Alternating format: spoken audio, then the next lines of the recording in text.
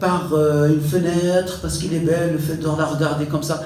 Les prophètes ne font pas des petits péchés qui baissent la valeur, qui rabaissent. Jamais.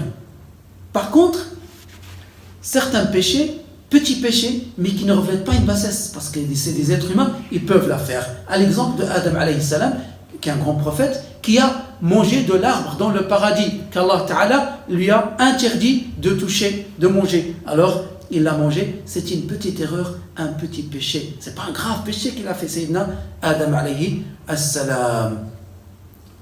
Plus de ça, encore l'histoire de Sayyidina Yunus alayhi salam. Allah Ta'ala lui a ordonné d'appeler les gens à l'islam en Irak, qui étaient des mécréants. Alors il les appelait, il leur donnait les preuves, ainsi de suite, et eux, ils ne voulaient pas l'écouter. Et il leur disait, vous allez avoir le châtiment de Allah Ta'ala. Personne ne voulait l'écouter. Il en avait tellement marre qu'il est sorti. Maintenant, quand il est sorti, il s'est rendu compte, Allah lui a montré, s'est rendu compte qu'il est sorti sans recevoir l'ordre de Dieu de sortir. Allah lui a donné l'ordre d'appeler les gens à l'islam, il fallait qu'il l'appelle, il fasse que ça, jusqu'à ce que Allah lui donne l'ordre d'arrêter ou de sortir. Mais là, il a fait l'erreur, et vous connaissez l'histoire, il a été donc, dans le bateau, après le bateau bougeait, elle allait se chavirer, ils ont entendu une voix qui disait « Jetez un parmi vous », ils ont fait le tirage au sort, c'est Yunus qui sort.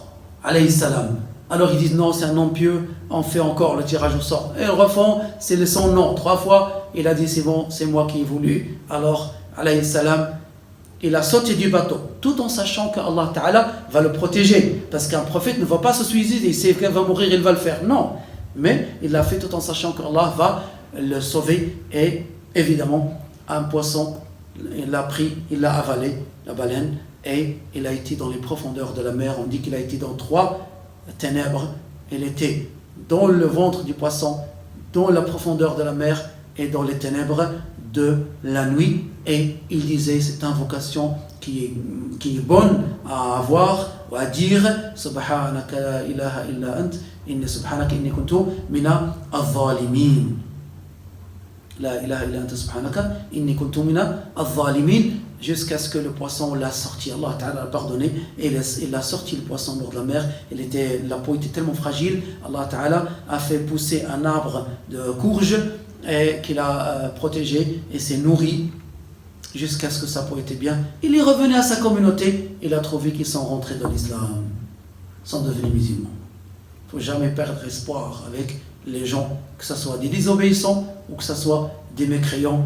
Père, mère, ou peu importe, il faut toujours avoir de la patience, celle du prophète Muhammad sallallahu alayhi wa sallam et celle des grands prophètes. Ils avaient beaucoup de patience.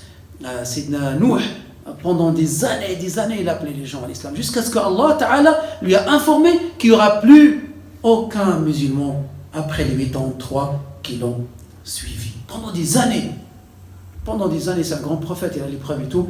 Il ne faut jamais lâcher prise. C'est Allah Ta'ala qui guide, et des fois c'est avant la mort que la personne sera guidée.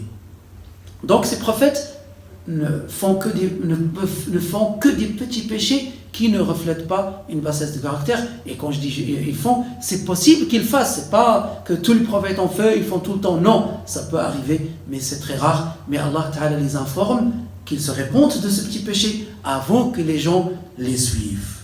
Nous demandons à Allah Ta'ala de nous donner la voie juste de suivre ces grands prophètes. Wallahu a'lam wa ahkam.